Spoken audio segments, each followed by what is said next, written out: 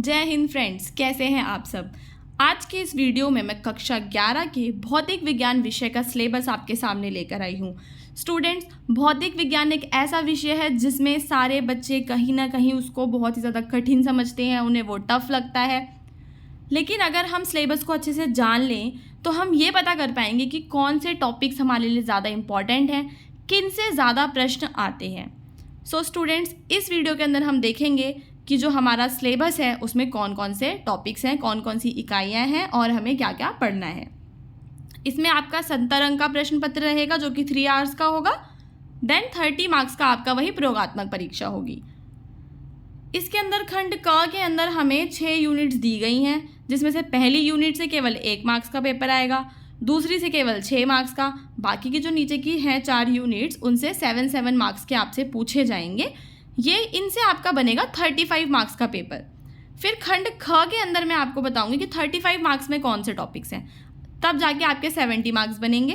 Then आपका 30 marks का प्रयोगात्मक का भी इसी के अंदर आने वाला है। तो वीडियो में आगे आप देखते रहिएगा, स्क्रीनशॉट लेते रहिएगा साथ के साथ, ताकि आप आगे अपनी तैयारी शुरू कर सकें। स्टूडेंट्स, जो आपकी पहली यूनिट है वो है आपकी भौतिक जगत तथा मापन की यूनिट। इसके अंदर आपको जो पढ़ना है कि जो मापन है, मापन की आवश्यकता क्या होती है, माप के मात्रक प्रणालियाँ क्या हैं। अलग अलग मापों की ऐसा ही प्रणाली होती है, जैसा आप सभी को पहले से पता होगा, सबकी ऐसा ही यूनिट्स होती हैं, ठीक है। फिर जो हमारी दूसरी इकाई है वो है शुद्ध गतिकी की इकाई। इसके अंदर आपके टॉपिक्स कौन कौन से हैं, जैसे कि निर्देश फ्रेम, जड़त्वीय तथा अजड़त्वीय फ्रेम, सरल रेखा में गति, गति के वर्णन के लिए अवकलन तथा समाकलन की आरंभिक संकल्पनाएं, एक समान तथा असमान गति, मध्य चाल तथा ताक्षणिक वेग। ये सारे टॉपिक्स हैं जो आपके सेकेंड यूनिट में आते हैं। इसमें 6 मार्क्स का आएगा, तो आप खुद ही समझ जाओ कि इसमें से कहाँ कहाँ से आपसे क्या क्या क्वेश्चन वो पूछ सकता है। उसके अलावा इसके अंदर क्या है, एक समान त्वरित गति, वेग समय, स्थिति समय ग्राफ, एक समान त्वरित गति के लिए संबंध, इसमें भी आपको ग्राफ बना के दिखाना होगा, ओके। सदिश राशियाँ, स्थिति एवं विस्थापन सदिश, सदिश तथा संकेतन पद्धति, सदिश की समानता, सदिशों की वास्तविक संख्याओं से गुणन, सदिशों का जोड़। तो आप देख सकते हैं कि सदिशों वाला टॉपिक कितना ज़्यादा मतलब लॉन्ग है, हर टाइप से इससे पूछा गया है। देन आपको ग्राफ भी आने चाहिए, ग्राफ बनाने आने चाहिए। फिजिक्स के अंदर ग्राफ भी इंपॉर्टेंट होते हैं। उसके अलावा है एकांक सदिश, शायद ही आपको पहले से पता होगा, नहीं होगा तो आप आगे पढ़िएगा। किसी तल में सदिश का वियोजन, समकोणिक घटक, सदिशों का आदिश तथा सदिश गुणनफल निकालना, ओके। अब हम चलते हैं, जो हमारी तीसरी इकाई है उस इकाई का नाम है गति के नियम। स्टूडेंट्स, इसके अंदर हम गति के नियमों के बारे में पढ़ेंगे, जिसके अंदर आप न्यूटन के बारे में पढ़ेंगे। न्यूटन जो कि साइंटिस्ट है, उसने कुछ नियम दिए हैं, 3 उसके नियम है, 3 लॉज हैं उसके, ओके। बल की सहजनाभूत संकल्पना, जड़त्व न्यूटन के गति का पहला नियम, देन उसका दूसरा, देन उसका तीसरा नियम, तीनों आपको नियम पढ़ने हैं। रेखीय संवेग संरक्षण नियम तथा इसके अनुप्रयोग, संगामी बलों का संतुलन, स्थैतिक तथा गतिज घर्षण, घर्षण के नियम। इस यूनिट में क्या रहेगा कि आप न्यूटन के बारे में पढ़ेंगे एंड आप पढ़ेंगे घर्षण के बारे में। घर्षण यानी कि फ्रिक्शन। जब भी हम किसी बॉल को फेंकते हैं ग्राउंड पे तो वो एक टाइम आने के बाद खुद ही रुक जाती है। क्यों रुक जाती है? क्योंकि उसमें फ्रिक्शन लगती है ग्राउंड की तरफ से। तो ये होती है हमारी फ्रिक्शन। फ्रिक्शन भी अलग अलग तरह की हर जगह प्रेजेंट है। फ्रिक्शन यानी कि जो घर्षण है वो हर जगह होता है, ठीक है। अभिकेंद्र बल, वृत्तीय गति के उदाहरण।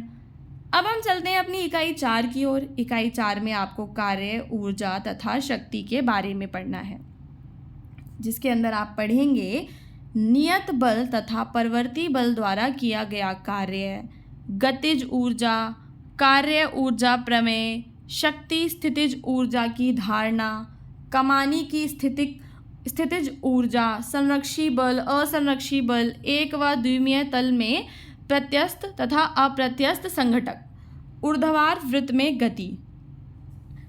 ये सारे जो है आपके इकाई 4 के टॉपिक्स हैं। इकाई 4 में से भी 7 मार्क्स का पेपर आएगा। आप देख लो इसमें से आपको कौन से टॉपिक्स ऑलरेडी आते हैं। जो टॉपिक्स नहीं आते हैं आप उनकी तैयारी करना, ताकि आप फाइनल्स में या फिर जो अभी आपके एग्जाम्स आएंगे उनमें अच्छा परफॉर्म कर पाएँ। अब हम चलते हैं इकाई 5 की ओर, जिसमें आप दृढ़ पिंड तथा कणों के निकाय की गति के बारे में पढ़ेंगे।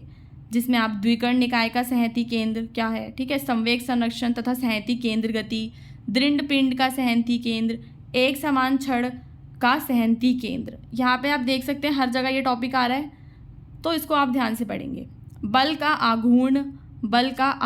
बल आघूर्ण कोणीय संवेग, कोणीय मतलब आपको कोणों के बारे में पढ़ना है। ओके, देन ये और भी टॉपिक्स है जैसे कि घूर्णी गतियों की तुलना करना, जड़त्व अघूर्ण, घूर्णन त्रिज्या, सरल ज्यामितीय पिंडों के जड़त्व अघूर्णों के मान। ये जो सारे टॉपिक्स हैं आप देख लो, इससे कवर कर लेना अपने सिलेबस में जैसे भी आप कर पाओ। अब हम चलेंगे अपने अगले टॉपिक की ओर, जो कि हमारा गुरुत्वाकर्षण है, जिसका मतलब होता है ग्रेविटी। ये टॉपिक भी इंपॉर्टेंट है, 7 मार्क्स का केवल इससे पूछा जाएगा। देखो अब इसमें ना टॉपिक ज़्यादा है नहीं, पर 7 मार्क्स का पेपर आएगा, तो आप सोच सकते हो कि आपको कितना ज़्यादा डीप स्टडी करना पड़ेगा। जैसे ग्राह्य गति के केपलर के नियम के बारे में आपको पढ़ना है। गुरुत्वाकर्षण का सार्वत्रिक नियम क्या है। ओके, देन त्वरण के मान, ऊंचाई, गहराई, पृथ्वी के घूर्णन के कारण जो भी परिवर्तन आते हैं, ठीक है, गुरुत्वीय विभव, पलायन वेग, उपग्रह का कक्षीय वेग। सो ये सारे जो टॉपिक्स हैं आप एक बार देख लो, इनका स्क्रीनशॉट ले लो ताकि आगे कोई प्रॉब्लम ना आए। पीडीएफ के लिए आप हमारी वेबसाइट पर जाके वहाँ से भी पीडीएफ डाउनलोड कर सकते हैं। अब हम चलेंगे अपने दूसरे खंड की ओर, जो कि खंड ख है, जिसमें से आपका 35 मार्क्स का पेपर आएगा। इसमें आपके 4 हैं इकाई। अभी जो 4 इकाई हैं स्टूडेंट्स, इसमें से 35 मार्क्स का आ रहा है, तो ये ज़्यादा आपके लिए इंपॉर्टेंट हो जाती हैं। इसमें जो आपकी पहली इकाई है वो है स्थूल द्रव्य के गुण, दूसरी है ऊष्मा गतिकी, तीसरी आदर्श गैस का व्यवहार तथा गैसों का अणुगति सिद्धांत, देन है आपका दोलन तथा तरंगे। यहाँ पे आप देख सकते हैं कि कौन सी यूनिट से कितना कितना पूछा जाएगा, उसी के अकॉर्डिंग आप अपनी तैयारी करना। अब हम चलते हैं इकाइयों की ओर। पहली इकाई है स्थूल द्रव्य के गुण। इसमें आपको द्रव्य के गुणों के बारे में पढ़ना है, जिसके अंदर आपके जो टॉपिक्स रहेंगे वो कुछ रहेंगे जैसे कि प्रत्यस्थ व्यवहार, प्रतिबल विकृति संबंध, हुक का नियम। ये जो आपके टॉपिक्स हैं ना सारे, ये देखो पास्कल का नियम है इसके अंदर, तरल दाब पर गुरुत्व का प्रभाव क्या पड़ता है, शयनता क्या होती है, स्टोक्स का नियम। तो स्टूडेंट्स इसमें नियम आप देख सकते हैं कुछ ज़्यादा ही नियम आ रहे हैं, बार्नौली का प्रमेय तथा इसके अनुप्रयोग करना। तो नियम तो देखो आसान ही होता है, जैसे कि जैसे जो नियम है वो तो वही रहेगा, उसमें तो कुछ बदलेगा नहीं, उसमें कुछ बना के नहीं लिख सकते हैं। तो आपको इन टॉपिक्स की अच्छे से स्टडी कर लेनी है। और भी टॉपिक्स हैं जैसे कि ऊष्मा, ताप, तापीय प्रसार, ठोस, द्रव व गैस का तापीय प्रसार, समतापी प्रक्रम, ठीक है, विशिष्ट ऊष्माधारिता, कैलोरीमिति, ठीक है, अवस्था परिवर्तन, विशिष्ट गुप्त ऊष्माधारिता, ऊष्मा स्थानांतरण चालन, संवहन और विकिकरण, कृष्ण पिंड विकिकरण। ये सारे टॉपिक्स हैं। उत्सर्जन क्षमता क्या होती है ये सब देख लेना आप, ठीक है। वीन का विस्थापन नियम भी आपको यहाँ पे दिया गया है, और स्टीफन का नियम भी है। कई सारे नियम है इस टॉपिक में, ठीक है, स्क्रीनशॉट ले लीजिए इसका भी। अब चलते हैं आगे जो है वो है ऊष्मा गतिकी। छोटा टॉपिक है, ज़्यादा कुछ है नहीं, पर स्टिल 9 मार्क्स कैरी करता है। जैसे कि आपको दिया गया है इसमें, तापीय साम्य तथा ताप की क्या परिभाषा होती है, ईजी है, ठीक है। ऊष्मा कार्य तथा आंतरिक ऊर्जा, ऊष्मा गतिकी का प्रथम नियम, समतापीय प्रक्रम, रुदोषम प्रक्रम, ये सारे प्रक्रम हैं, ठीक है। अनुत्क्रमणीय प्रक्रम भी है इसके अंदर। ये सारी चीज़ें जो ये टॉपिक है, देखो ये थोड़ा सा इजी लगेगा आपको, तो आप इसकी तैयारी कर लेना ताकि आप 9 मार्क्स का जो पेपर है वो कर पाएँ अटैम्प्ट, और कोई क्वेश्चन छोड़े ना। अब हम चलते हैं इकाई 3 की ओर। आदर्श गैस का व्यवहार तथा गैसों का अणुगति सिद्धांत। इसके अंदर आपको देखना है जो आदर्श गैस है उसके लिए अवस्था का समीकरण, गैस के संपीड़न में किया गया कार्य, गैसों का अणुगति सिद्धांत, अभिगृहित, दाब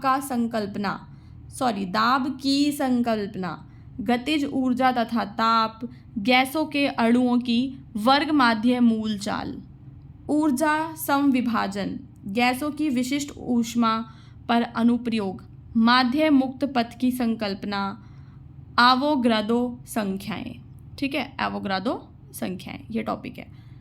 अगली है इकाई 4 जो कि लास्ट इकाई है इसमें, इसके अंदर आपको दिया गया है दोलन तथा तरें, आवर्ती गति, आवर्तकाल, आवर्ती समय के फलन के रूप में विस्थापन, आवर्ती फलन, सरल आवर्त गति, कई सारे टॉपिक्स हैं, आप देख सकते हैं। इन सब टॉपिक्स को कवर कर लेना। तरंग गति, ठीक है, एक यहाँ पे दिया गया है आपको तरंग गति की चाल, प्रगामी तरंग के लिए विस्थापन। आप देख सकते हैं कि सिलेबस में ऐसे कोई मेजर चेंजेस नहीं आए हैं। जो स्टूडेंट्स न्यू हैं चैनल पे वो चैनल को सब्सक्राइब कर लेना। इस टाइप के और वीडियोस अगर आपको सिलेबस के चाहिए या फिर आपको कुछ क्वेश्चंस पेपर चाहिए अपने लिए, तो आप चैनल सब्सक्राइब करके आगे आप देख सकते हैं, हम अपडेट करते रहते हैं साथ साथ में। तो ये था हमारा सिलेबस। इसके बाद केवल ये आपका प्रयोगात्मक कार्य है जो कि आप अपने अकॉर्डिंग करेंगे, अपने स्कूल के अकॉर्डिंग करेंगे। फिर भी एक बार आप इसका भी स्क्रीनशॉट ले लो कि इसमें कौन कौन से प्रयोगों की आपको सूची दी गई है। ये सारे प्रयोग हैं, जैसे कि आप देख सकते हैं इसमें कौन कौन से प्रयोग है। वर्नियर कैलिपर्स की सहायता से किसी छोटी गोलीय बेलंकार वस्तु का व्यास ज्ञात करना, ठीक है, इस टाइप के प्रयोग हैं इसमें। सरल लोलक द्वारा गुरुत्वीय त्वरण g का मान ज्ञात करना, स्पैरोमीटर की सहायता से किसी गोलीय तल की वक्रता त्रिज्या ज्ञात करना। तो ये सारा हमारा प्रोजेक्ट वर्क है। इसमें आपको 10 यहाँ पे खंड क में दिए गए हैं, देन आपको खंड ख भी दिया गया है। तो जैसे जैसे आपकी क्लास बढ़ती है आपका प्रोजेक्ट वर्क भी बढ़ जाता है, सिलेबस भी बढ़ जाता है। तो मुझे आशा है कि आप अपनी पढ़ाई अच्छे से करेंगे। सो स्टूडेंट्स, अब हम मिलेंगे अपने अगले वीडियो में जिसके अंदर मैं आपके लिए किसी और सब्जेक्ट का सिलेबस लेकर आऊँगी। जब तक के लिए जय हिंद।